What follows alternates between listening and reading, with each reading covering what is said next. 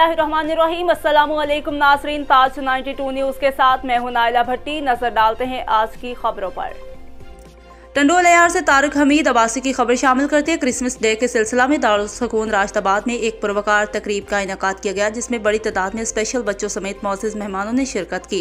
तकरीब के मेहमान खास bishop Samson Catholic church Hyderabad, साबिका जिले चेयरमैन मखदूम अली मोहम्मद बिलहारी सर इमरान, सैयद चांद मोहम्मद शाह गुजरा कैसर, वफा माजिद आरेसर, अब्दुल हमीद अब्बासी समेत दीगर मेहमानों ने शिरकत की। इस मौका पर bishop Samson Catholic church Hyderabad ने खिताब करते हुए कहा कि आज का दिन हमारे लिए ईद का दिन है। हज़रत ईसा अलैहिस्सलाम ने अल्लाह के बंदों की खिदमत का पैगाम जो लोग भी अल्लाह के बंदों की खिदमत के कामों में अपना किरदार अदा करते हैं वो काबिल लाइक होते हैं। जबकि साबिका ज़िले चेयरमैन मखदूम अली मोहम्मद बिलहारी ने कहा कि मैं दारुल सुकून राशिदाबाद की इंतज़ामिया को मुबारकबाद पेश करता हूँ, जिनके काविशों के सबब आज दारुल सुकून ने स्पेशल बच्चों का टैलेंट देखकर बड़ी खुशी हुई। जबकि मैडम गुजरा कैसर ने कहा कि क्रिसमस का दिन मसीही बरादरी के लिए ईद का दिन है। आज पूरी दुनिया में इस दिन को शायान निशान मजहबी त्यौहार को मनाया जा रहा है।